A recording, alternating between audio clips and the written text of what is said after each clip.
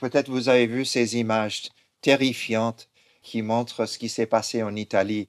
Vous vous souvenez sans doute de cela. C'est passé seulement il y a quelques semaines. Après beaucoup de pluie, après des tempêtes, il y a toute cette partie de la montagne qui a cédé et nous voyons qu'il y a des maisons qui ont été prises en bas et puis d'autres qui sont vraiment au précipice. Et puis, il y a une voiture à vendre si jamais vous voulez acheter une voiture d'occasion. Vous pouvez le voir ici. Vous voyez que cette image de terrain qui n'est pas très solide, mais sur lequel on a construit sans savoir que ça n'allait pas tenir jusqu'au bout. Et n'est-il pas la situation que nous avons aujourd'hui, qu'il y a des amis et parfois même nous construisons notre vie sur des choses que nous croyons sont solides, nous croyons que ces choses sont bonnes, mais quand les tempêtes viennent, ces choses peuvent disparaître. Nous allons lire donc le texte de Matthieu chapitre 7, les versets 24 à 27. On va parler des maisons et des tempêtes. Voici ce que Jésus enseigne à la fin du sermon sur la montagne.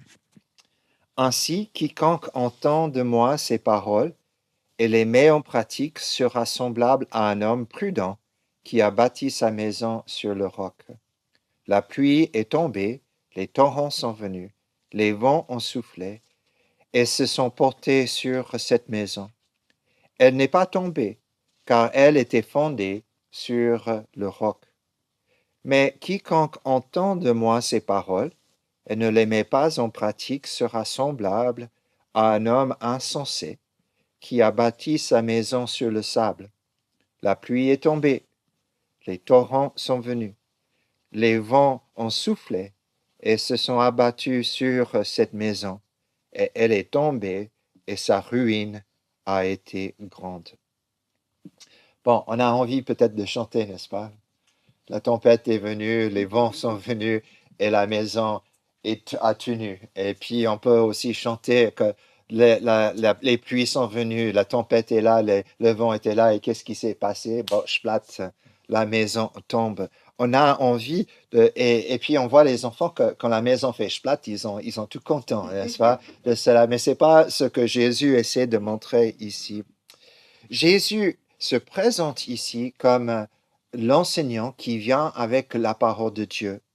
Et il dit plusieurs fois dans le Sermon sur la montagne, chapitre 5 ou chapitre 7 de Matthieu, il dit plusieurs fois, vous avez entendu, ou vous avez lu, ou il est écrit, et tout de suite après, il dit, mais moi, je vous dis. Mais moi, je vous dis. Et Jésus interprète la loi correctement car il connaît le cœur de Dieu et il connaît le cœur de l'être humain. Il y a ce choix d'appeler quelqu'un Seigneur. Et il y en a qui vont dire à Jésus qu'il est Seigneur et il y en a qui vont appeler d'autres Seigneurs. Le passage, c'est Matthieu chapitre 7, le verset 21. Quiconque me dit Seigneur, Seigneur, n'entrera pas forcément dans le royaume des cieux, mais celui-là seul qui fait la volonté de mon Père qui est dans les cieux. J'aimerais juste que vous remarquiez ici dans le passage, il dit n'entrera pas forcément dans le royaume des cieux. C'est-à-dire les promesses que Dieu a données à Abraham, à Isaac, à Jacob, les promesses qu'il avait données à Israël et qu'il avait données à David, allaient être accomplies dans la personne de Jésus. Et pour recevoir ces bénédictions, il fallait se tourner vers Jésus et vraiment suivre ce qu'il avait à dire. Nous savons qu'à l'époque, le rabbin de tous les jours était connu comme Seigneur par ses disciples. Au lieu de dire seulement rabbin, on disait maître ou Seigneur. Et Jésus est un enseignant par excellence. Il est un rabbin, il est un Seigneur, mais il est aussi le Messie qui va accomplir le dessein de Dieu. Et Jésus dit au peuple, il faut choisir quel enseignant vous voulez. Il faut choisir quel maître vous voulez. Et cela ne nous étonne pas trop, car c'est le message que nous lisons depuis le début de l'Évangile. depuis le début de Matthieu, l'idée c'est que qui est-ce que tu vas suivre? Allez-vous changer pour être prêt pour le royaume des cieux? Je vois que vous doutez un peu, donc je vais vous montrer Matthieu chapitre 3, les versets 7 à 10. C'est l'histoire de Jean-Baptiste et il prêche la repentance et les gens viennent à lui. Et donc au verset 7 de Matthieu 3, comme il voyait venir au baptême beaucoup de pharisiens, de sadducéens, il leur dit, « Race de vipères, qui vous a appris à fuir la colère à venir? Produisez donc du fruit digne de la repentance, et n'imaginez pas pouvoir dire, nous avons Abraham pour père, car je vous déclare que de ces pierres-ci, Dieu peut susciter des enfants à Abraham. Déjà la cognée est mise à la racine des arbres. Tout arbre donc qui ne produit pas de bons fruits est coupé et jeté au feu. » Jean-Baptiste appelle les gens à la repentance. Il appelle les gens à changer, de penser différemment et de vivre différemment. Et ils doivent changer, ils doivent aussi décider qui est leur Seigneur. Jésus, quand il arrive sur scène, il ne change pas d'avis, il ne change pas l'enseignement. Regarde ce qu'il dit au Matthieu chapitre 4, le verset 17.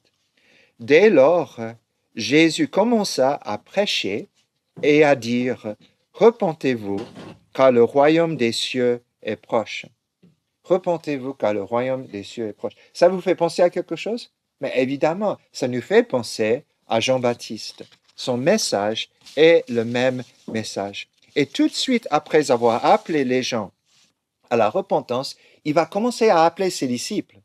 Il va appeler Pierre et André. Il va appeler Jean et Jacques à le suivre.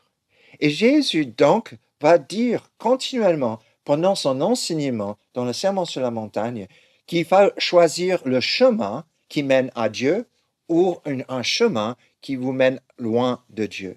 Et dans le contexte immédiat du Sermon sur la montagne, Jésus prêche sur l'importance de répondre correctement à son enseignement, c'est-à-dire de quitter un autre enseignement qu'ils avaient appris depuis des années et se tourner vers lui qui révèle la volonté de Dieu. Dans Matthieu chapitre 7, les versets 13 et 14, nous lisons, « Entrez par la porte étroite, car large est la porte et spacieux le chemin qui mène à la perdition, et il y en a beaucoup qui entrent par là. Mais étroite est la porte et resserré le chemin qui mène à la vie, et il y en a peu qui le trouvent. » N'est-il pas intéressant que Jésus appelle son peuple au règne de Dieu? Pardon, l'accueil des rejetés, la célébration des péchés pardonnés ou des pécheurs pardonnés, la paix plutôt que l'épée, donner sa vie aux autres plutôt que de dominer sur les autres, partager plutôt que accumuler. C'est toutes des choses que Jésus enseigne. Mais il y a un autre chemin, et c'est le chemin qu'ils avaient appris jusqu'à ce moment-ci. C'est l'enseignement des prêtres, des maîtres de la loi, des pharisiens. Et la plupart des gens vont suivre le chemin de l'orgueil, du rejet, de la violence. La plupart choisiront de détester leurs ennemis plutôt que d'aimer et simplement d'aimer ses amis. Et cela mènera à des conséquences désastreuses. S'ils continuent dans le chemin qu'ils suivent, ils vont aller à leur perdition. Matthieu chapitre 21, le verset 43. C'est pourquoi je vous le dis, le royaume de Dieu vous sera enlevé et sera donné à une nation qui en produira les fruits. C'est cela que Jésus dit aux Juifs qui continuent dans le chemin qu'ils avaient commencé et s'ils ne prêtent pas attention à ce que lui il dit. Et quand Jésus entre dans la ville de Jérusalem, vous vous souvenez ce qui se passe après? Il dit, « Jérusalem, Jérusalem, qui tue les prophètes et qui lapide ceux qui te sont envoyés. Combien de fois ai-je voulu rassembler tes enfants, comme une poule rassemble ses poussins sous ses ailes, et vous ne l'avez pas voulu. » Vous ne l'avez pas voulu. vous avez voulu continuer sur les mêmes enseignants, les mêmes maîtres que vous aviez avant. Et cela a même provoqué les larmes de Jésus, dit l'évangéliste. Et cela amènera à la destruction de Jérusalem. Jésus leur dit, il y a deux chemins, il dit qu'il y a deux portes, il dit qu'il y a deux fondements. Et l'un de ces chemins, l'une de ces portes, et l'un de ces fondements mène à la perdition. Et tout cela nous aide à comprendre la parabole des deux maisons maintenant. Parce que nous voyons que les gens, ils sont sur une route et Jésus va les appeler à suivre une autre route. Il dit que l'homme prudent sait de quel arbre il veut manger. Deux arbres sont là. L'un est malade avec un mauvais fruit et l'autre est bon avec un bon fruit. Bon, on va choisir de manger de quel arbre? Okay? Bon, sauf si vous êtes aveugle, vous allez choisir de manger du bon arbre. Il sait choisir le bon fruit. Il ne doit pas écouter le message des faux prophètes, ceux qui rejettent Jésus, car il veut que le règne de Dieu s'établisse par la conquête militaire des ennemis. Donc, regarde ce que Jésus dit. Il dit, gardez-vous des faux prophètes. Ils viennent à vous comme des brebis, mais au-dedans, ce sont des loups ravisseurs. Jésus est en train d'expliquer, de parler de la situation réelle dans laquelle il vit. Okay? Il continue, vous les reconnaîtrez à leurs fruits. Cueille-t-on des raisins sur des épines ou des figues sur des chardons? Tout bon arbre porte de bons fruits, mais le mauvais arbre produit de mauvais fruits. Un bon arbre ne peut porter de mauvais fruits et un mauvais arbre porter de bons fruits. Tout arbre qui ne produit pas de bons fruits est coupé et jeté au feu. C'est donc à leurs fruits que vous les reconnaîtrez. Et donc, continuez dans la lignée des pharisiens, des rabbins, des prêtres, des maîtres de la loi. Cela va mener à leur destruction. Mais Jésus est venu pour les sauver de ce chemin. Il veut révéler le chemin de Dieu. Regardez la vie de ces personnes. Regardez le mépris que les pharisiens et les prêtres ont pour le peuple. Regarde la tristesse qu'ils ont quand quelqu'un se repent et vienne à Jésus. Regarde leur incapacité de célébrer parce que des gens perdus sont sauvés. Regardez leur avarice, regardez leur orgueil, regardez leur hypocrisie, présentée des dizaines de fois dans les évangiles. Leur fruit est mauvais. Et Jésus vient pour dire, cherchez l'arbre qui est bon. Et si on écoute Jésus, et si on lui obéit, les foules seront grandes à des moments donnés. Et c'est à ce moment-là que Jésus va rappeler à la foule que le Messie est venu pour donner sa vie comme un rançon pour plusieurs. C'est ça qu'il va leur dire. Pierre dira à Jésus, il dira que tu es le Messie, le Fils de Dieu, le roi promis.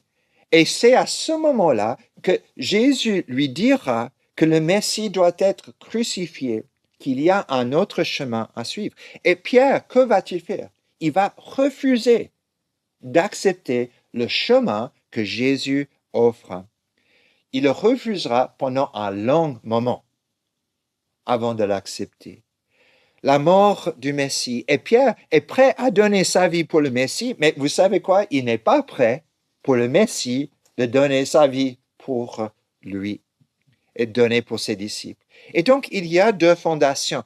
Il y a les paroles de Jésus et les paroles du siècle présent à l'époque. Et donc, la raison pour la parabole qui est donnée. Jésus appelle le peuple à la repentance et il enseigne le cœur de la loi. Il donne sur la montagne une explication du cœur de Dieu comme Moïse a fait à Sinaï. Mais regardons, Matthieu 7, le verset 12. Tout ce que vous voulez que les hommes fassent pour vous, vous aussi faites-le de même pour eux, car c'est là la loi et les prophètes. Et les choses que Jésus a enseignées semblent réjouir à la foule. ce peuple qui est humble accepte que Jésus dise ce qu'il dise. Regardons ce que nous avons dans Matthieu chapitre 7, le verset 28. Quand Jésus eut achevé ce discours, les foules restèrent frappées de son enseignement, car il les enseignait comme quelqu'un qui a de l'autorité et non pas comme leur scribe. Son enseignement, c'est la vie, c'est le bon fruit. Et c'est là-dessus que les gens devaient construire une vie pour être préparés à endurer les souffrances et les difficultés. Bon, la maison, c'est la vie. C'est la vie de ceux qui écoutent l'enseignement de Jésus. L'homme prudent, c'est celui qui reconnaît que c'est Jésus qui a la vérité, et pas les pharisiens, ni les scribes, ni les autres. C'est celui qui se repent pour recevoir les promesses de Dieu. Et le roc, le rocher, ce sont les déclarations de Jésus, selon qui il est et ce que Dieu attend de son peuple. Et les tempêtes, ce sont les troubles, les persécutions, ce sont les guerres que pendant 40 ans et plus, après la résurrection de Jésus, vont ravager Israël parce que le peuple choisira un autre chemin. C'est Jérusalem qui, 40 ans plus tard, sera détruit. C'est le temple qui sera en ruine. C'est des dizaines et des dizaines de milliers de gens qui sont tués par les armées romaines. Et Jésus dit à la foule, si elle continue à suivre le chemin des pharisiens et des maîtres de la loi, des prêtres, leur fin sera terrible. Leur fin sera terrible. Ils seront massacrés. Et cela sera la perte de leur vie. Et au 12, vous vous souvenez que Jésus a dit, dans Matthieu chapitre 16, le verset 25 et 26, quiconque en effet voudra sauver sa vie la perdra, mais quiconque perdra sa vie à cause de moi la trouvera. Et que servira-t-il à un homme de gagner le monde entier s'il perd son âme? Ou que donnera un homme en échange de son âme? Les gens pouvaient écouter Jésus, ou ils pouvaient écouter les autres voix. Au risque et péril, s'ils rejetaient Jésus, leur avenir serait désastreux. Et Jésus offre à celui qui écoute, il offre à cette personne une fondation solide sur laquelle on peut construire la vie et résister aux tempêtes. Et vous savez, comme c'était vrai il y a 2000 ans, c'est vrai aujourd'hui. Vraiment, est-ce vrai? Que quand les tempêtes viennent, est-ce que vraiment nous pouvons tenir solide sur le fondement de Jésus, qui il est, ce qu'il a fait, ce qu'il a dit? Est-ce vrai? Les gens qui obéissaient à Jésus ont-ils pu résister à la tempête comme Jésus leur a enseigné dans notre texte? Bon, je pense à ceci. Jésus a dit, c'est pourquoi, dans Matthieu chapitre 24, c'est pourquoi, lorsque vous verrez l'abomination de la désolation dont a parlé le prophète Daniel, établie dans le lieu saint, que le lecteur fasse attention, alors que ceux qui seront en Judée fuient dans les montagnes, que celui qui sera sur la terrasse ne descende pas pour prendre ce qui est dans sa maison, et que celui qui sera dans les champs ne s'en retourne pas pour prendre son vêtement. Et vous savez quoi? Quand les chrétiens ont vu Jérusalem encerclée par les armées, vous savez ce qu'ils ont fait? Ils ont obéi à ce que Jésus a dit. Et ils ont quitté la ville pour aller dans les montagnes autour et être sauvés. Ça marchait pour eux. La vie physique était sauvée, ainsi que leur vie spirituelle.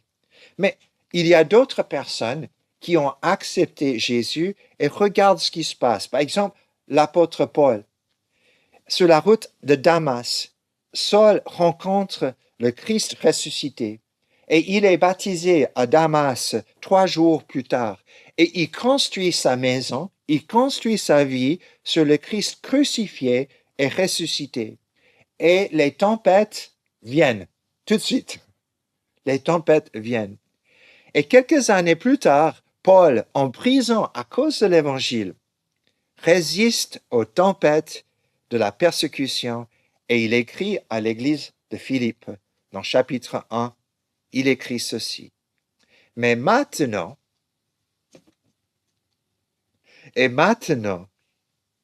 comme toujours, Christ sera exalté dans mon corps, avec une pleine assurance, soit par ma vie, soit par ma mort. Car pour moi, Christ est ma vie et la mort m'est un gain. Puisqu'il avait une ferme fondation, il a pu dire avec confiance, soit par ma mort, soit par ma vie. Paul pouvait vivre avec confiance. Il avait un esprit, on peut dire positif, car il croyait les paroles de Jésus et les mettait en pratique. Et il tenait à son expérience, il tenait à son espérance. Et cette espérance, c'est que Jésus est maître de la vie et de la mort. Bon, ça marche pour les chrétiens du premier siècle, ça marche pour Paul, mais est-ce que ça marche pour nous? Le papa de Stéphanie a été baptisé juste après la guerre, en 1946. Il avait perdu famille, dans le sens qu'il était séparé de sa famille. Il était séparé de sa nation et des relations qu'il avait. Mais à travers tout cela, il a rencontré le Christ. Il a eu beaucoup de tempêtes dans la vie. Lui et Reba, ils ont perdu leur fils James quand il avait autour de 20 ans, juste après son mariage, un accident de moto ici à Lausanne. Et quelle tempête terrible ont-ils vécu. Et quand Stéphanie et moi sommes arrivés en Suisse, je me souviens qu'un des membres de l'Église a dit que le meilleur enseignement qu'il a reçu pendant toutes les années d'être avec le papa de Stéphanie, ce qu'ils avaient pris le plus de son ministère, c'était la manière de Reba et de Stéphanie de vivre cette épreuve avec l'espérance en Jésus-Christ. Les tempêtes sont venues, mais la maison a tenu ferme, car leur espérance a été construite sur le rocher, sur le Christ ressuscité. Et donc, vous savez que tout le monde est appelé à construire une maison. Tout le monde doit vivre leur vie. Tout le monde, donc, construit leur vie. Tout le monde doit choisir sa fondation et tout le monde aura des tempêtes qui viennent avec l'un des deux résultats.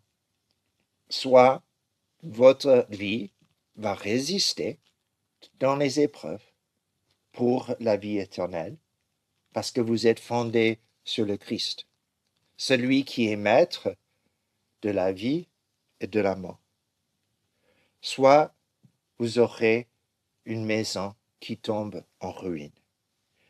Et nous répétons souvent, je construis ma vie sur le Christ, le Fils de Dieu. Nous le chantons, nous le répétons, nous le prions. Et nous disons à Jésus, je t'obéirai, j'obéirai à ton enseignement et je ferai cela jusqu'à ce que la dernière tempête vienne. Quand la mort viendra, nous resterons fidèles. Car Jésus a dit, il restera avec nous.